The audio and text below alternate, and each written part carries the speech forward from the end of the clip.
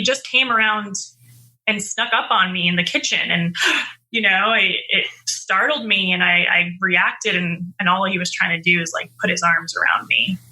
That was why it kind of triggered me to just want to run away. Like, I can't be with a person who's always going to be holding me back and criticizing me, because I felt like I had spent so much of my life already in that environment of people who always wanted to tell me what to do and who were never satisfied with, the results, whatever they looked like.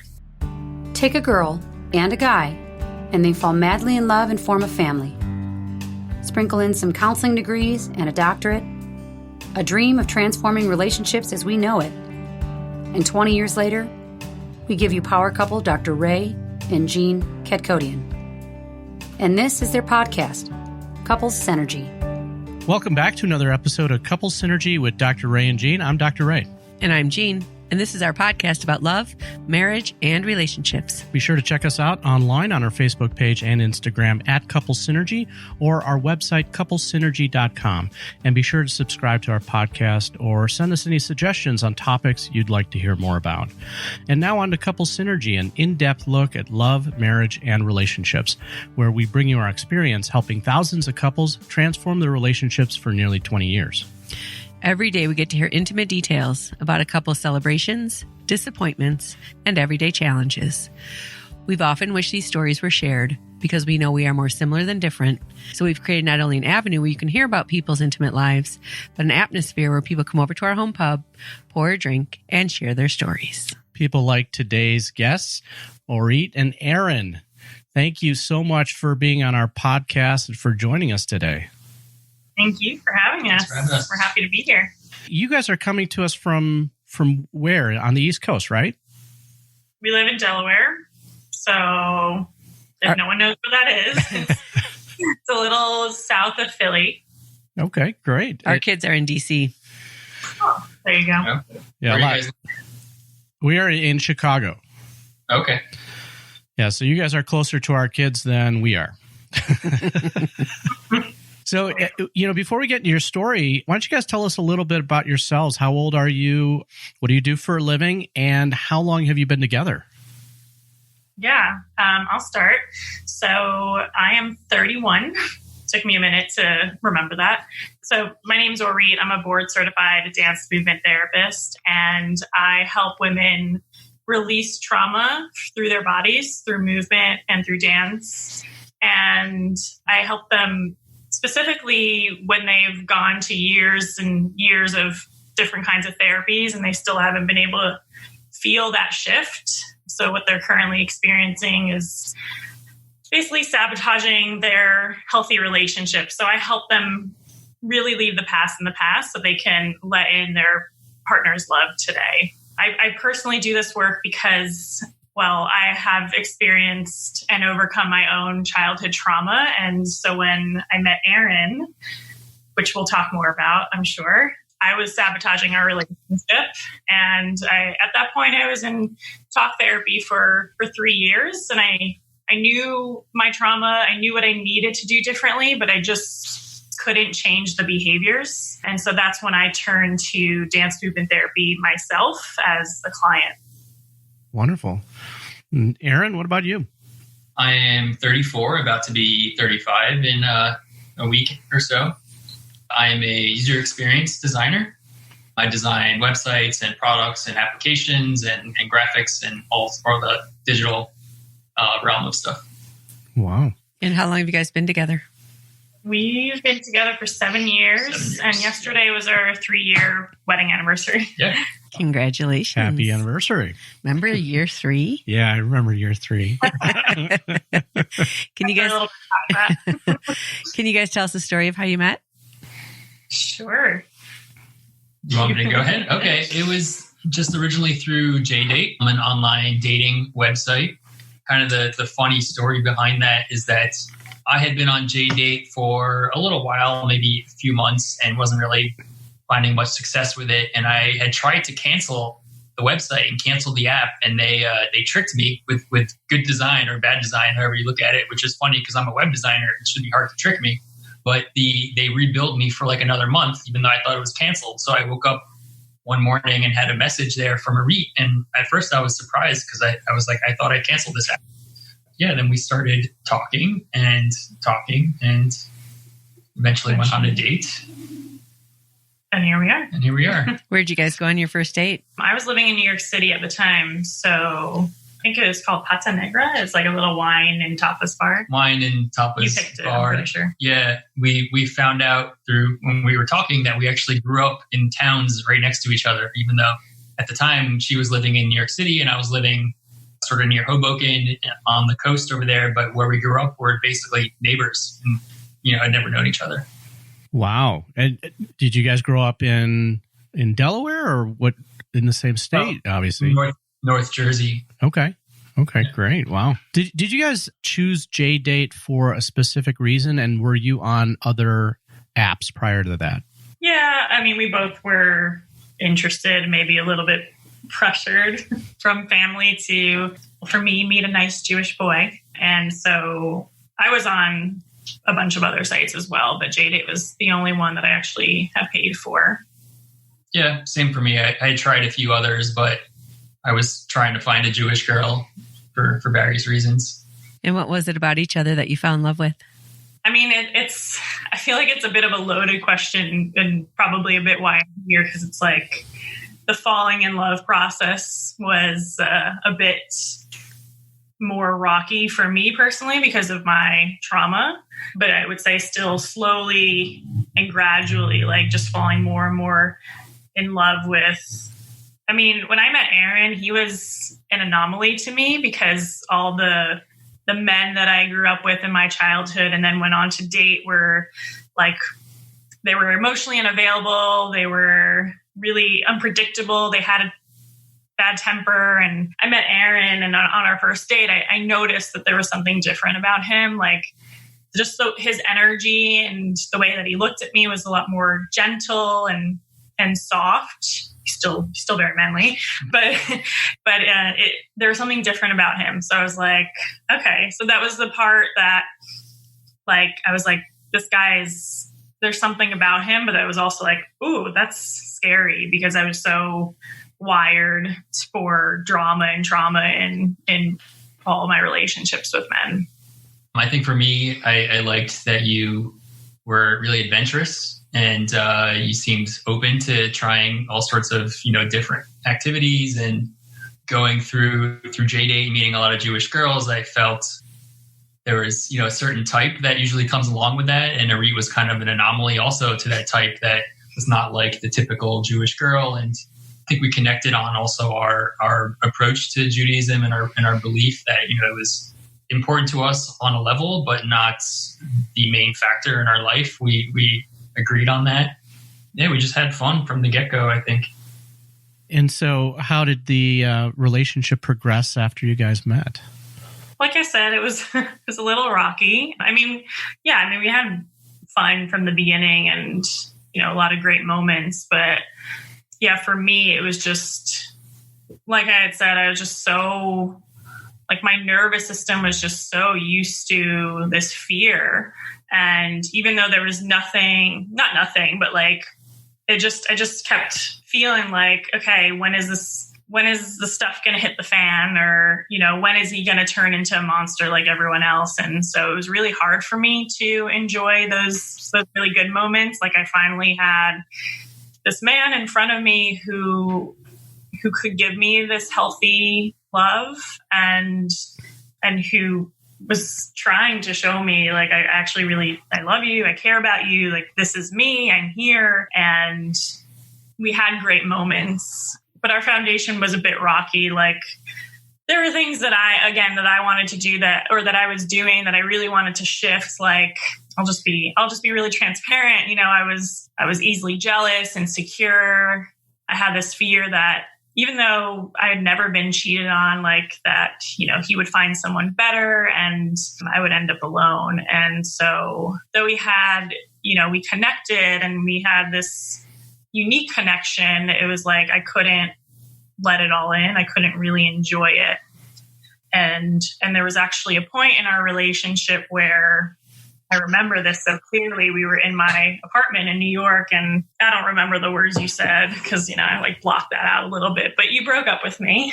Yeah. And that was a real wake up call, I think. What can you tell us that story, Aaron? What was going on for you? I don't remember exactly what led to the breakup. I remember lots of kind of small events. There were a lot of things kind of that led up to that, where Orit was really kind of, I felt like we would take sort of like one step forward and then two steps back in our relationship. And she would kind of test me and challenge me on things that I was doing that weren't really related to her. She was kind of questioning my lifestyle choices and things that I would do when I would go out with friends and things that, I felt like weren't really about us. And it was really frustrating for me because, like she said, I felt like I was trying to show her, how much I love her and my commitment and how I really see this as something with long-term potential. And I felt like we were a great fit. And we would have, a good stretch of time where things felt really great. And it felt like she was just looking for things to criticize, to bring in, conflict into our relationship. And I had a hard time understanding why. And it just got overwhelmingly stressful. Nothing I could say would change her mind. She would just come up with new things to kind of, criticize about me.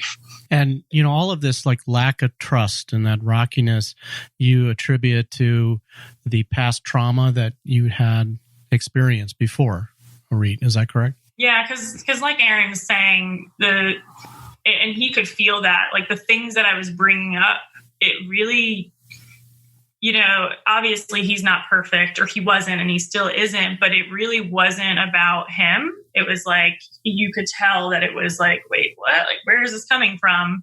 And that's what trauma does. When we have trauma stored in our bodies, our nervous systems are hardwired to react to that, to the fear based on the past. And there's a part of our brain that the hippocampus, it can't distinguish that, okay, Aaron looks frustrated right now, but, he's not going to go out in a rage and hurt me. Like I had this trauma in me that couldn't distinguish that just because he's frustrated, he's not going to get aggressive and violent on me. And that, he's a normal human being who experiences frustration and we have to talk it out. So yeah, once I realized that it was, again, like I said, I knew it was past trauma stuff, and I was really aware. I could even connect the dots. Like I could draw you a map from things that happened in my past to what I was doing today. I was really good at analyzing in my head, but it was just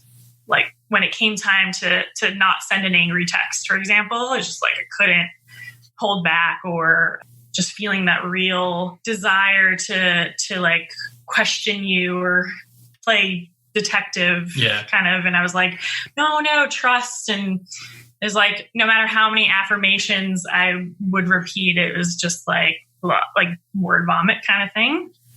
And I know once I did shift that, once I did release the trauma, I can answer that confidently today that, it was so much my past stuff because, like I said, he's not perfect. I'm not perfect. And our relationship isn't perfect. I don't know whose is, but I can see clearly now. And that's what releasing trauma does, right? Like the fear that takes over, it clears up and you can tap much easier into what's real and your intuition. And so I can see clearly now that it was my past stuff. How old were you when you were experiencing the trauma?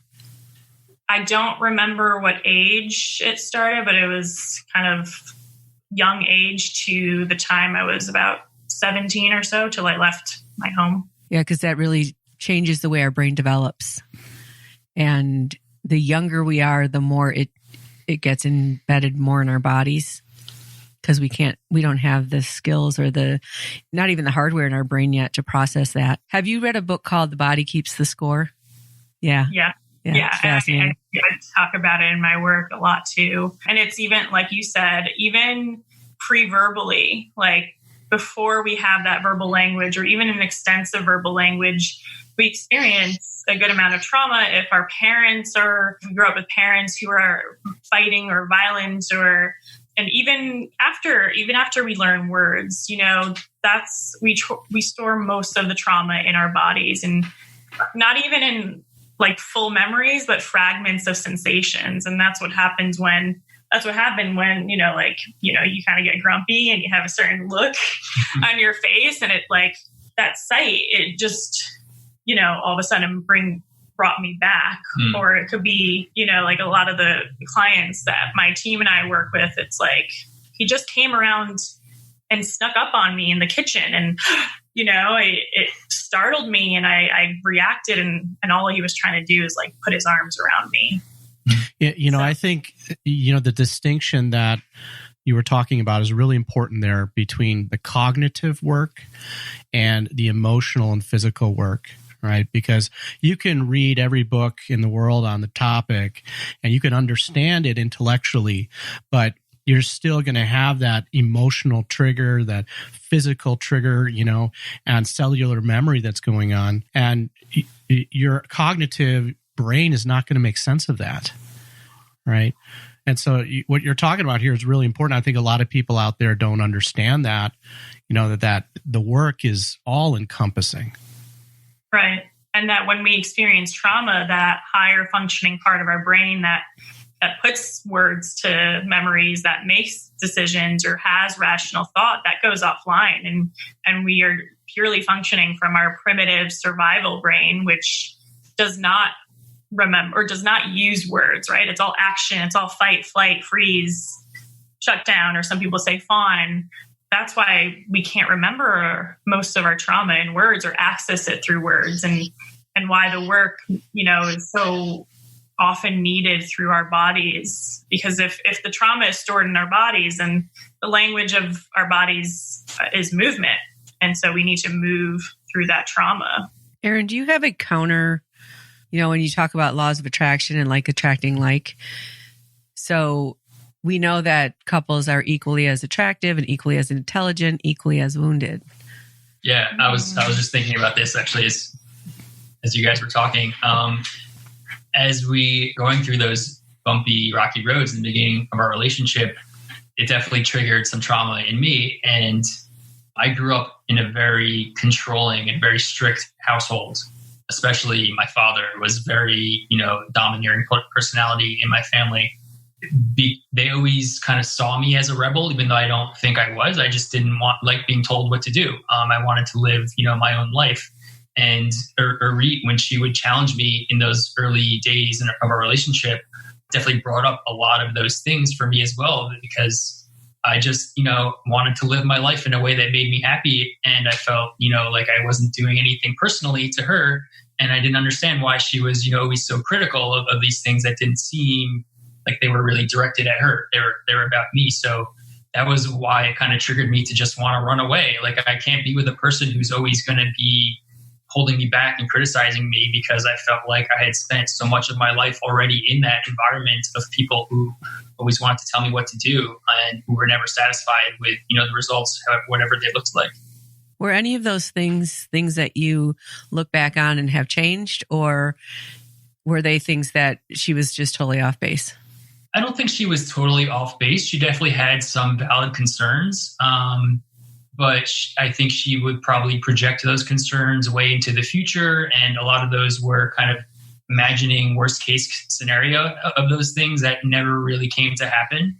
Maybe, for example, I went out too late one night with my friends and forgot to call her and check in or something.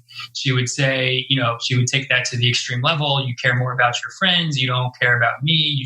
I feel like I'm going to be in the backseat of this relationship. Just sort of one example like that, even though that was something that happened, very rarely, maybe. Yeah.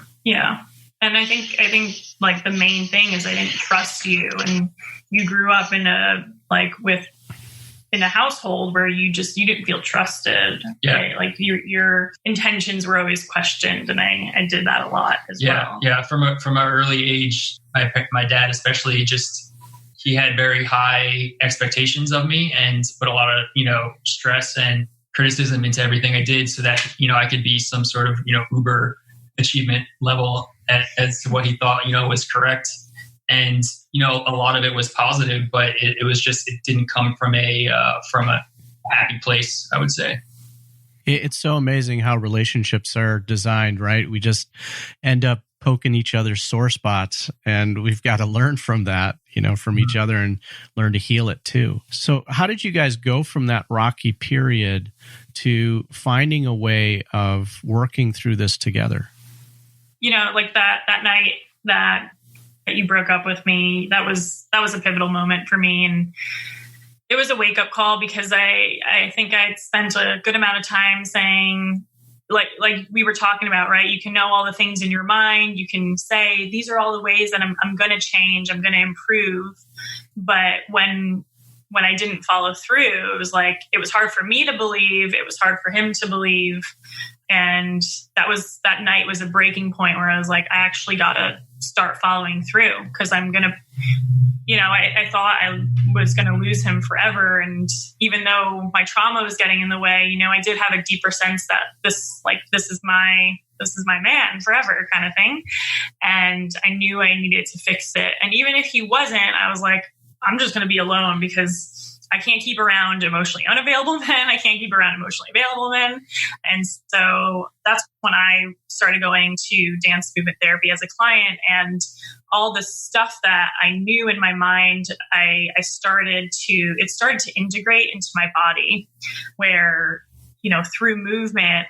So, basically when we talk about behaviors, it's our bodies are the vehicle through which we interact and connect and behave in this world. And so when I started doing these movements in my body and learning new behaviors, it was like I could finally follow through on what I said I would do differently. And I think, like Aaron was saying before, because I didn't trust him so much, or because I was questioning him a lot, he was almost like going back to his own teenage years and rebelling a little bit more and pulling away, and obviously, broke up with me.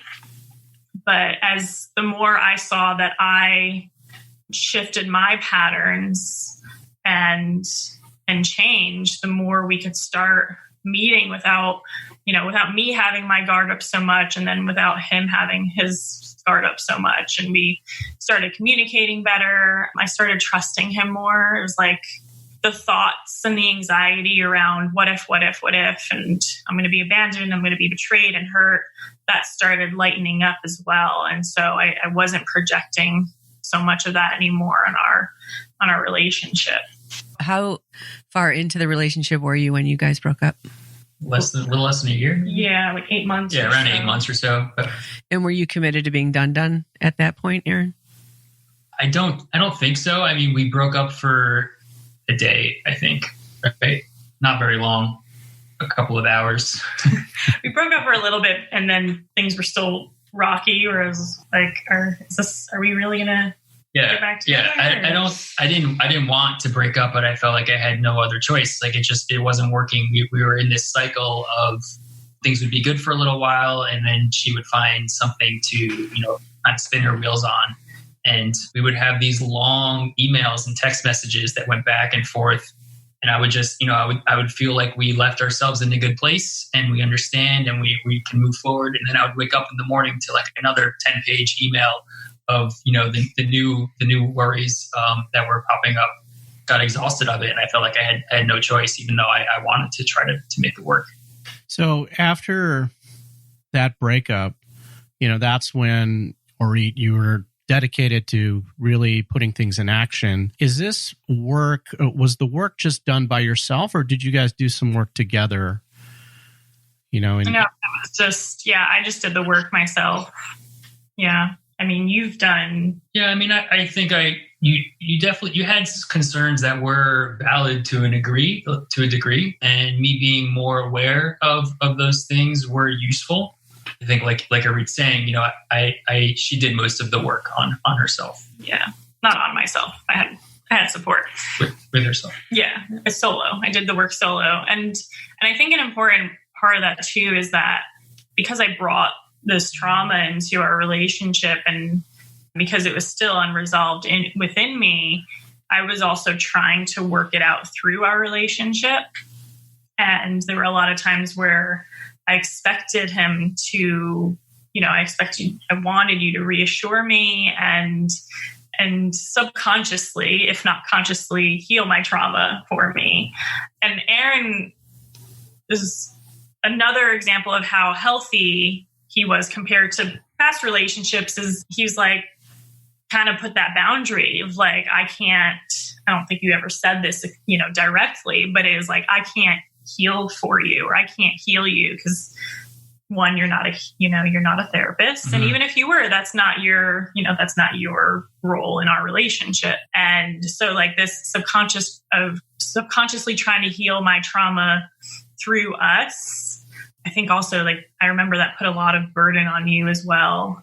And like, cause in relationships, especially men, but partners in general, like you really want to help and be the hero and, come to the rescue. And it was just like it was an impossible task for you because I had to go and do the work in a separate therapeutic professional relationship to heal my trauma. And I had to stop expecting you to do that for me or to be that person for me.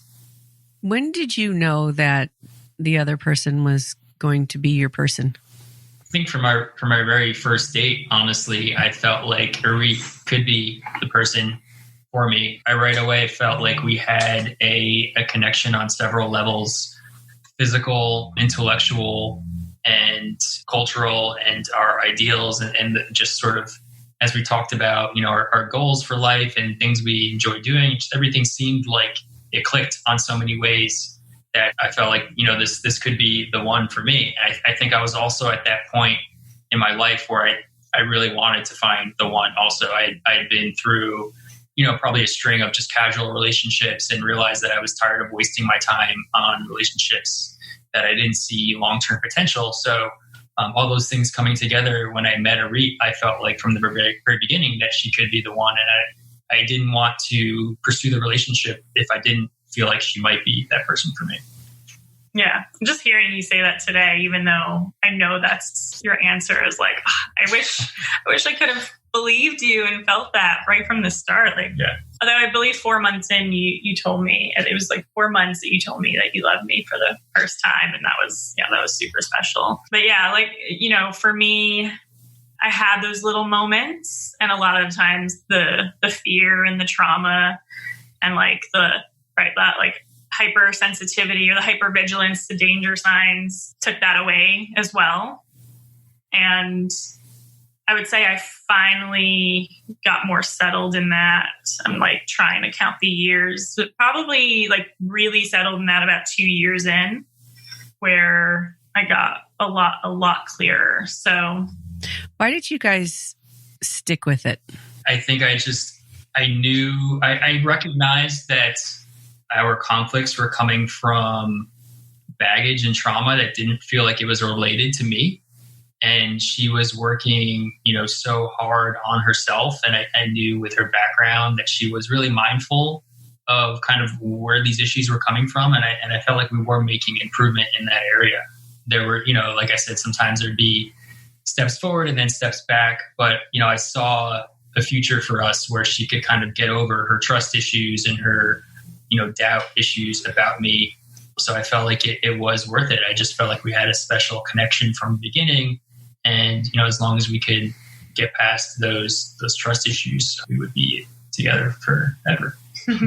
Aaron, to hear you say that, I mean, it's kind of an amazing thing, and very insightful, of you. I think it's really easy in relationships to take things personally, to make assumptions. I'm quoting the 4 agreements now, but, it's so hard when you're in a relationship, to be able to separate that out and say, okay, my partner is having an intense emotional reaction to something. It doesn't have to do with me. It's coming from the past. And now I'm going to step into it versus step away and run away from it. Right. And that is like the crux of, the work that we do in helping couples, lean into that pain so that they can both grow from each other and learn from each other. And I think that's just across the board, all relationships, regardless if one person or two people are coming in, bringing in trauma from their history, right? But just to hear you say that, I mean, I think that was a really important question that Jean asked, like, why did you guys stay with it, right? Because I think a lot of our listeners out there, they might find themselves in a similar situation, a rocky relationship, and they don't know, do I stay? Do I go? How do I make that decision too? Yeah. Yeah, it's a really good question. And Aaron actually introduced me to the book, The 4 Agreements, and he's helped me grow in so many ways too, with just, like you've had things to work on as well, but you came into the relationship having worked through a lot of your stuff from your childhood. And yeah, that was right at a point where I had been doing a lot of focused work on myself. So I think that's probably why I was just so mindful and able to recognize where those things were coming from for you. Why did you stick with it? Yeah, I mean, I think, like I said, I had this, even underneath the trauma and all the doubt and all of that, I've always been really tuned into my body because I've been dancing since I was 4 years old. And before I became a client in dance therapy, I became a dance movement therapist. And so I was very connected to my body and kind of that inner knowing as well. And so I do believe there was a deeper part of me that knew that this would work out and that, he's the one. And I think I'm like thinking about this on the spot is that I pretty much probably knew what I had to do because I did have that intellectual awareness. I knew what I had to do. I just had to go and do it. I had to go and get that support because I just knew that this was going to be so worth it. It was the most healthiest. You're the most healthiest, loving person that I've ever been with and that I will ever be with. And that was everything I ever wanted after all that I experienced. I just wanted to be with someone who I could give love and really receive love fully. And I just knew we had that, just had to clear out the way. Yeah, I think I felt that same thing on a gut level. It just felt perfect, but all the stuff on top of it was, the baggage and the trauma. Yeah. Which is part of relationship, right? So when we're working with a couple, that's how we do it. I'll work with the wives, he works with the husbands, we do the individual work, and the couples work is really designed to teach them the skills of how they're navigating those more difficult things within the relationship. And as your relationship, how long have you guys been together? 7 years. 7 years. As it progresses, we're on year 23. Yeah. It goes through these developmental processes and in particular comes to quite a peak during menopause. So hang in there. Where, we teach people how to help each other heal, but appropriately and not with poor boundaries, which means you understand yourself at a level. And really the most important part about really healing anything is shame is what we're healing, right? And shame says, keep it a secret. And when you have a person in your life that you can say, here's what I feel shame around, the shame loses its power over you. And to do it with a therapist is really impactful work, but to do it with your partner is huge. So you guys are really doing such a great job of navigating these really tough things. That's really awesome. Yeah, thank you. And I think the important part from what you're saying is that I'll still have certain feelings or thoughts that are uncomfortable or that's oof, I thought I got past that, when things get hard. But the difference is when we've actually worked through a trauma is we don't react to that. We don't act on that. And even though sometimes it's still hard, probably in the moment to say why I'm hurt or to be really vulnerable, I can eventually, much quicker than I used to communicate that.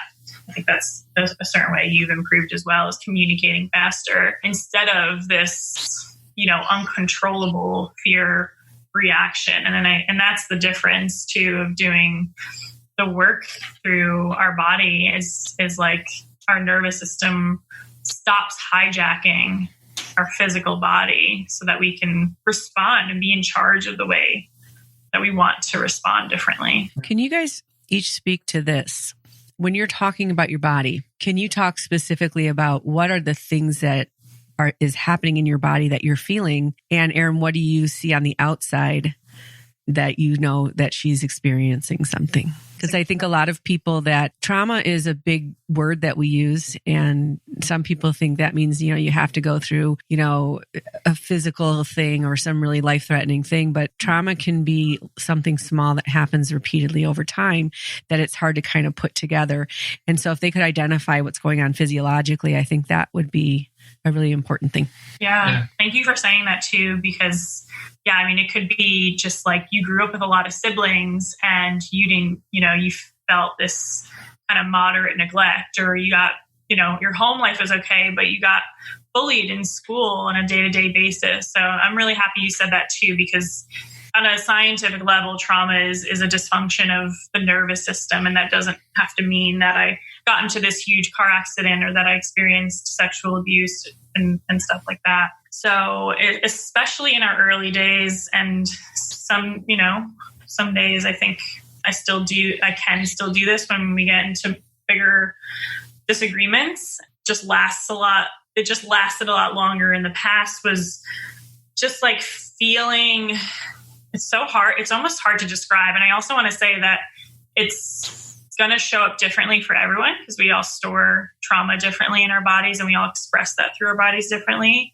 But for me, it was like this closing up and this hardening is the best way I can describe what happens in my body when I feel threatened, or when I felt threatened often, or when I felt like I'm about to get hurt.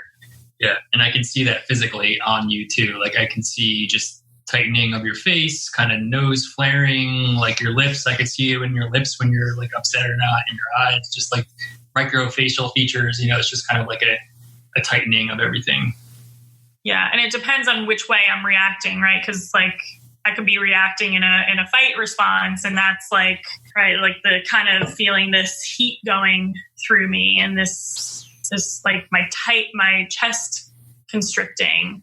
But there's also times where, I've reacted in the freeze response and I'm just deer in the headlights. Like, I think we have this pattern sometimes where you want to, actually, we kind of switch off sometimes, where you want to talk more about it, right? Like you're getting more frustrated and more angry. And so like you're reacting in this fight response and it makes me freeze up. Like I can't engage right now. And so he wants me to talk more. And this happens a lot with our clients too, this dynamic.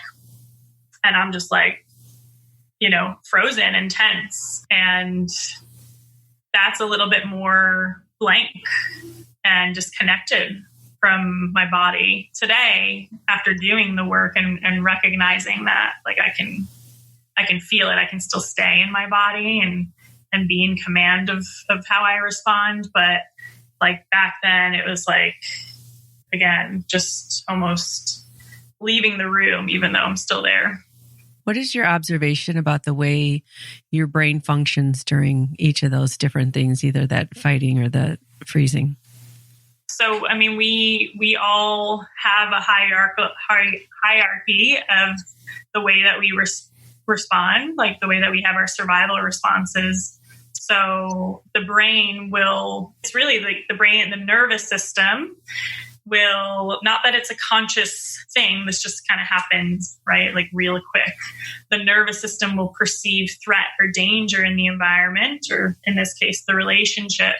And if, for example, if I was out in the wild and there was a bear in the facing me, if my nervous system within a matter of a second could perceive that I could fight off successfully this bear or successfully run away, then that's how I would react. But that probably wouldn't happen. So my nervous system and my brain and my body would go straight to the freeze response, a more ancient response where my muscles are more tense. And because my muscles are more tense, I'm less appetizing to eat. So the bear might not attack me or eat me. And then if in again, in that second or so, it's like, even that's not going to work. That's when we play dead, right? Because if I'm dead, I'm not going to be a good meal for this bear. And that's the part where people from their trauma, they completely dissociate or disconnect. Their heart rate lowers, their blood pressure lowers, like they're actually getting into they're not dying, but they're pretending like primitive animals do. I was wondering, Ori, in just kind of hearing you talk, I was wondering if you can comment a little bit about, how this work interacts with physical intimacy, right, with couples, because a lot of times we see when couples are emotionally distant, it's translated into their physical intimate relationship, right? And so if you're talking about this body work, I imagine that it definitely is related. Yeah, it's absolutely related from a body and nervous system reaction. And I'll give an example of a client who went through my Let Love In program. She had experienced a good amount of trauma from losing a child and grieving all of that. And she had a really great relationship emotionally with her husband. But when it came to the bedroom, it was like she couldn't initiate, and she couldn't actually, she couldn't really be there in the moment. And she was talking a lot instead and basically trying to talk around having sex. And this, she didn't really realize, only until we started working together and doing this, accessing the trauma and releasing it through her body, she realized, wow, I thought I really, did my grieving. I thought I really let that go.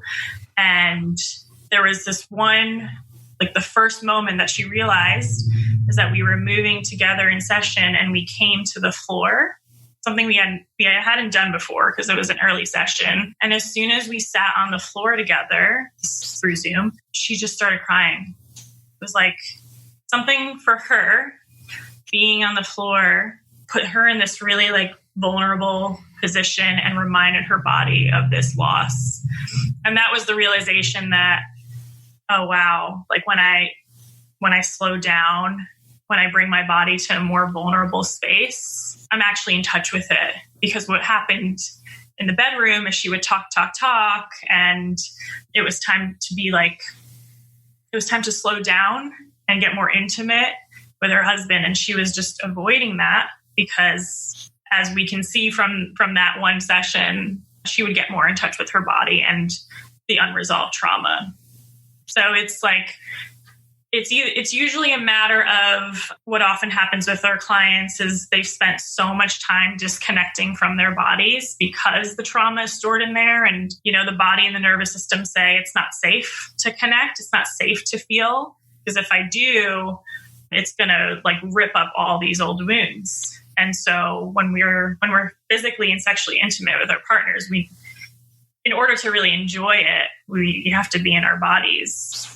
And then from kind of a more nervous system perspective, the act of sex is us being in our fight-flight response. It's that sympathetic nervous system state, except without the fear. So Stephen Porges calls it mobilization without the fear. So that's sex, play, basically like, and movement, and basically an active place of being in connection with someone else without all that fear getting in the way. So we need to be able to be in that fight flight state or that sympathetic state without all that trauma coming into it. How have you guys navigated that in your relationship? For me, yeah, I mean, that was always kind of like, in terms of sex, it was more like, if I asserted my needs, or if I asserted what I wanted, or maybe I didn't want to get intimate one night or anything like that, it was like, will he still love me or want to stick around? Can I use my voice and be honest about what I need, and everything can still be okay? What about for you, Aaron? Yeah, I don't know that I haven't thought a lot about the connection between our trauma and our body and how that relates to our sexual life. I can definitely see the pattern when, we've had conflict that it's, had an effect on us being intimate because we don't feel as close to each other. And typically not until we work through our other issues that are going on that we feel like, we want to be intimate together. So that's definitely something that we work on that's, visible for me. We've kind of developed this concept of the development of our sexuality through the course of a long-term relationship. And you guys would still be in the very beginning stages of what we see as developmental. And you're about to shift because you're having a baby. Yeah. Right? And so that thing that you were speaking about, and I'm just going to talk from what I hear from women, not the guy side. You can talk about the guy side, but that's what they do. They have sex when they don't want to because they're afraid their partner's going to cheat on them or leave them. And so in the beginning, before you have a child, we're just such natural givers that that's okay. And we have plenty to give and we keep doing that. And then after we have a child, we keep doing it for the same reasons. And now our bodies have changed and we have less energy and our bodies are now being used for something really different. The same parts of our body, right? We're birthing, we're breastfeeding. And so it gets really confusing in your head of what is going on. And still there's that worry. So I'm going to continue to have sex when I don't want to and get less and less out of it because now there's a baby, there's no energy, there's no time, I'm going to take a bath and go on a nice date and really prepare myself for, intimacy.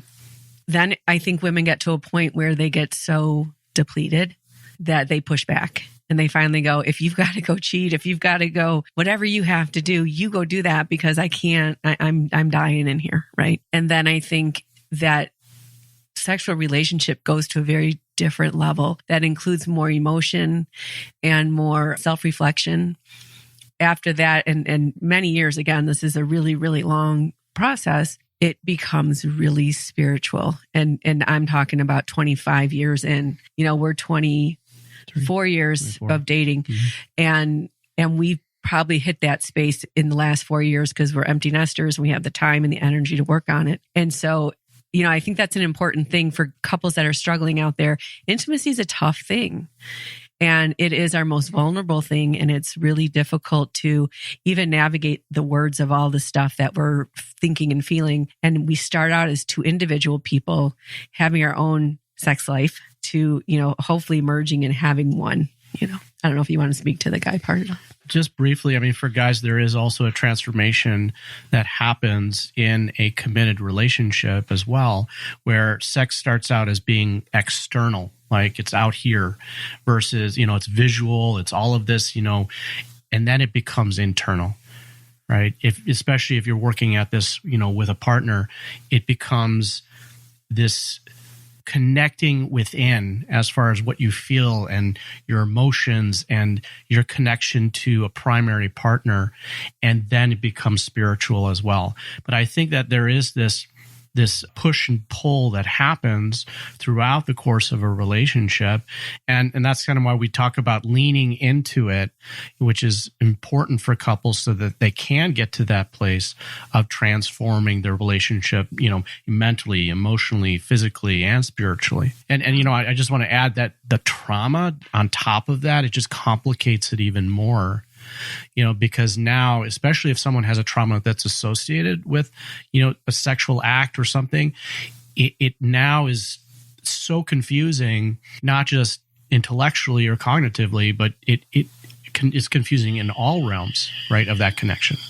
Yeah. Yeah. If they even have a trauma that's not sexually related, like the women who I talk to who they have no actual memory or no incident of sexual trauma. And they're like, I don't, that's even more confusing because it seems like it would be obvious sexual trauma, like I'm bringing that into the bedroom, but it's, from a body nervous system perspective, as I was saying before, it doesn't have to be that way. And I really resonate too, Jean, with what you were saying of, it's almost like giving our bodies up and when we don't want to, and it's this lack of boundaries and lack of respect that we might have for ourselves and our bodies to please someone else. I definitely have room to grow, but I have found that the more that I'm really again, tuning in and being like, do I really want this right now? And if it's a no, it's just like kind of like, it's too late. I'm too tired. I think we're pretty good at not pressuring each other. One of the interesting things in the brain is the sexual pathway in the brain for women lays right next to the pathway of nutrition, nurture, food, right? That's what makes us bond with our children and feed them. And it's also why a lot of times people who have trauma will also have an issue with their food in some way. And for men, the pathway next to the sexual pathway is anger. Is anger, right? Cool. And so sometimes that rejection. Right. Rejection would trigger anger, in a man. And so it's really about feeling wanted and desired. And if you're rejected, then, it starts up that whole anger process. So let's talk about something fun. Okay. Tell us how you guys got engaged. It was New Year's Eve. Oh my gosh, 2000. I just lose track of really the years, but I guess it was around 4 years ago since we've been married for 3 years. And I actually woke up knowing that I would get engaged. Like I was like, I'm getting engaged today, even though I didn't know. We've always had these really special New Year's Eves where we like really share deeply, or we did like in the early years, share just like a little bit more deeply about where we see each other going. So I knew he was going to propose sometime soon. We had already moved in and we'd already talked about it happening sometime within the year or so. Did you talk to her parents or do anything to prepare? I did ask for her parents' permission. I did all that. And how did that go? It went great. They were excited. They just wanted to know how soon. Aaron was an anomaly to my parents as well, because it's like even my dad who just like had this temper all the time growing up. He was like, and grew up with a dad who had the same. It's like, Aaron is so calm and cool and collected. And it was so interesting because I don't have a close relationship with my dad, but he's definitely having a parallel experience with me of like, is he normal? Like, is he going to turn into a monster soon? Yeah. He was totally accepting. Yeah, they were excited. They were accepting. We even had done some early ring shopping because I didn't want to make a mistake and buy something I hated. So, just some window shopping. But then after that, there was probably like a good 4 or 5 months of just quiet. I was like, don't ask me questions. Don't talk about it. You're going to be surprised. It's going to happen someday. So New Year's Eve, we were going to kind of like a fancy dinner hall type place. And I was afraid of carrying the ring in my pocket because it was in a big box. And I thought she was going to feel it on my body when we were dancing or something because I was wearing like a suit jacket. So I called her best friend up, and kind of a funny story. It happened to be her best friend's birthday on the day that I called her. And I didn't realize it was her birthday. And she answered the phone all excited and expecting me to wish her a happy birthday. And I totally forgot and asked her if she would carry the ring for me into the party, which she did, of course. So I gave her the ring, her friend, early on in the night, and we went to the dinner party. And my plan was that the whole night her friend was still holding the ring for me in her purse, and I was waiting for Orit to go to the bathroom so I could get the ring from her. And normally Orit goes to the bathroom every half hour. Every 20 minutes, I was going to say. Yeah, she pees a lot. So the whole night I'm sitting there pouring her water, like trying to make her go to the bathroom. And for some reason, this night of all nights, you decided like, no, I don't have to pee for like 3 hours straight. I feel like. Yeah, my That's friend was awesome. like, more water, and I was like, everyone's being so nice to me tonight. And then she was like persuading me to go to the bathroom. And I was like, okay, it was getting to like 11:30, and I was like, we have to do this soon. So I'm like offering you drinks, and like you should probably go to the bathroom before the ball drops. And like, yeah. And then you said you had a poem to read for me, and then I turned to my friend. I was like, he's gonna propose tonight. Like he doesn't read poems to me. Yeah, I probably should have thought of something else to say, but I needed a reason to get her out of the hall into like this back out yard area that they had was like lots of lights and like kind of quiet and secluded. I thought because we had like meaningful New Year's Eve experiences where we like, kind of get deep with each other, that you wouldn't be that suspicious that I had written you something for New Year's Eve. Yeah, maybe I should have just said, let's go check out the outside. That would have been more normal. Yeah. So And So then? Yeah. I read her my poem, which was my proposal. And I said yes. Which is funny because was it 3 weeks or 4 weeks after our first date, he asked me to be his girlfriend. And, a very normal thing to do, but something I just wasn't used to. And I was totally thrown off guard. And I was like, why? And I don't think I ever said yes to being his girlfriend. Like, we became official and it was understood. But that was probably the first time I actually said yes to him, was when he proposed 3 years later. Yeah. Awesome. I said yes. We've had a running joke about that. Guess I'll have your baby too. So speaking of babies, how does our hormones, especially as women, impact our trauma and our thinking?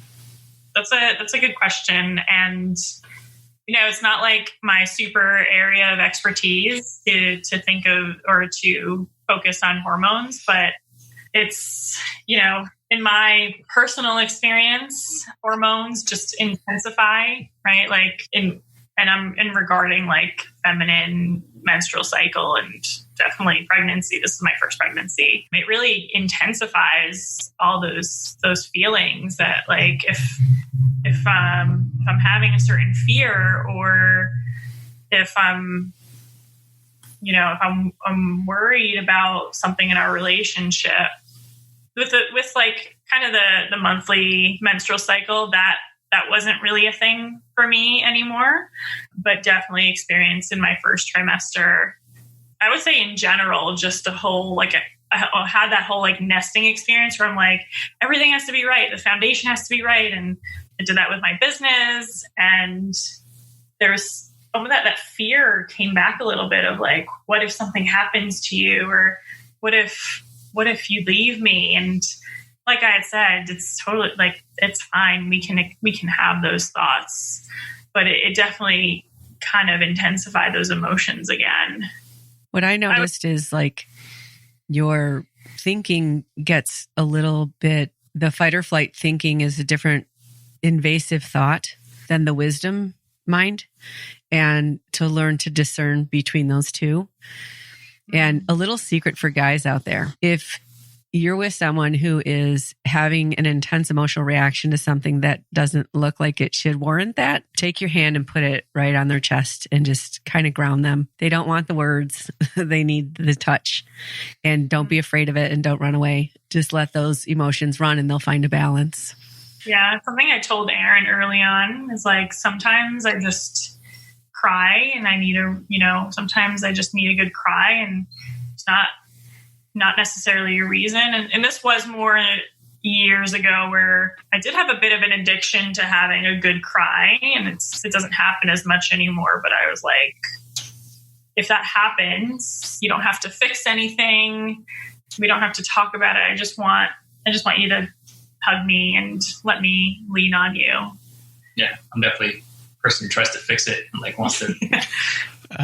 Most guys are. Really, most guys are very solution focused, and it's hard to see your partner going through something and not wanting to help her or help the situation and try to fix it. And so, if you feel helpless out there, really the only thing you need to be is of a support, right? To just be there with your partner, And I was along the same lines. I was going to ask, Orit, have you, in doing the work that you do you ever have their partners involved?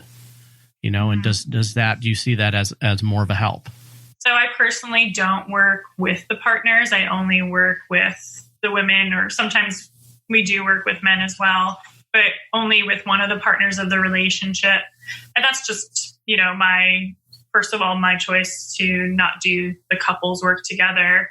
But also, it's, if one person, like we were talking about before, the other partner's traumas are going to get triggered. But if it's like the one person who are the clients who come to me and my team who's having this real huge unresolved trauma, then they need to work through that first right? Not through their relationship. And a lot of our clients find that once they start doing that work, then things are shifting, right? They're not triggering their trauma as much, or their fight response isn't triggering their partner's freeze as much, because we co-regulate as humans. We co-regulate, and we also get dysregulated together. Most of the time, our clients do, the work apart from the relationship, and that has been transformational for the entire relationship. And there are some clients who, even from the start, they'll be like, should we be doing this work together? And I'll say, let's do this first. And then afterwards, like if that's still something that you need, then it's a good time to do the work together. Because, I've worked with a lot of women who have gone into couples therapy and they're feeling like they're not getting enough. And maybe you've experienced this as well as couples therapists, but they're not getting enough. And it's a mirror. It's another mirror for, hey, like you're not giving me enough reassurance, or you're not helping me enough with my trauma. And they really need that separate space to work through those really big things before coming together. Yeah, there's definitely certain conditions that are counterintuitive, yeah. Not intuitive. They conflict with doing couples work, and that would be one of them. So when there's a trauma or an addiction or something that has to get worked on first, doing couples work and asking someone to be emotionally vulnerable when they don't feel safe, or their partner isn't safe, who knows, then that's actually more traumatizing. And so what would be perfect is when they did get to that point where they were done with you, that they would then go do the couples work, now that they had their own inner wisdom and their own way of communicating inside, to then try and work on and elevate things in their relationship. But couples work that incorporates the individual work and also the couple work as well. Mm-hmm. Right. And so that's kind of what we pay attention to is, what is going on for the individual? And then how does that also interact with the relationship? And so we're constantly working on those three separate relationships, simultaneously, and, paying attention to all of those moving parts. So, Orit, if someone were to want to work with you and get a hold of you, how would they do that? Yeah. So the best place for anyone to start, which is a free gift that I wanted to give to your listeners today, is my free Wired for Love training. It's a 3-part video training online that will walk them through how they can release their trauma, rewire their nervous system, change these patterns that are stuck in their body so that they can let in that healthy love and really let that in from their partners and feel it. And it comes with a downloadable workbook too, where not only do you learn how you can do this, but you can apply the information to their specific trauma in order to save their relationships if it's kind of on the brink of falling apart. It's wiredforlovetherapy.com. Wired for Love Therapy. And is that 4 FOR or 4 like the number? FOR. FOR. Yeah. Okay. So wiredforlovetherapy.com. So yeah, that's wonderful out there. All of you listening in Couples Synergy Land, definitely jump on that. That's some amazing, amazing resources there for people. So, Thank you so much for offering that too. Yeah. I'm so happy to. And it's provided so many women this clarity and relief that even many, many years of talk therapy hasn't quite given to them. So it's not a training that will heal their trauma, to clarify, but it's the information that you get from it is like, I never seen things this way with the brain and the nervous system and all that. So it's super helpful. So I hope you take me up on it. So last question, what is it that your partner does that they love you? I have a few things. The way that he looks at me, just looks, we'll be going about our day, busy, doing our thing, but just those pauses where he looks me in the eye and it's just, you have a certain gentle look. It's that look that I noticed from our first date. Little things like when we're driving and you put your hand on my leg. And it's like these little soft, gentle touches or acknowledgments of me, like that I never had. Like I was always so used to the roughness and like real like aggression from past relationships. And so it's like when you do those gentle things, I'm like, he loves me. Yeah. I would say you also do some little things that I notice. You love to surprise me in the morning with breakfast. That I had breakfast in bed before I was even awake, really. But you also do some really big grand gestures. Marie is really good at kind of remembering things that I've said maybe 6 months ago, something that I wanted to do or get for myself that I wouldn't, ever take the initiative on, and maybe surprise me with that for my birthday or just a random day or event. So she's really good at kind of surprising me with those sorts of, nice big gestures. And I always notice them a lot. Well, Orit and Aaron, thank you so much for being on Couples Synergy today. This has been quite a treat for us. Thanks for having us. Thank you so much for having us. People have been sharing their stories since the beginning of time to grow and bond and heal. And we hope that by you guys sharing your story, it's enriched your lives and the lives of our listeners. We want to wholeheartedly thank you, all of our listeners, for joining us today on Couples Synergy. Our passion is in helping couples and people have happy and healthy relationships. And this podcast gives us a fun way of bringing our knowledge and expertise to you, our listeners. For all of you listening, please subscribe to our podcast and please leave us a review. If you have any questions, comments, or topic suggestions, please email us at contact@couplesynergy.com. For more information about Couples Synergy and our programs such as Relationship 101, the Couples Weekend Intensive, which is coming up in October, and our premier program called Couple to Couple, look us up online at couplesynergy.com. And if you know someone who could benefit from this episode, please download it and share it. And thank you for listening. Until next time, synergize your life, synergize your love. You have been listening to Couples Synergy with Dr. Ray and Jean Kedkodian. Couples Synergy was recorded, edited, and produced by Dr. Ray and Jean Kedkodian. Voiceover and music entitled Breathe and Let Go was recorded and composed by Gina Gonzalez.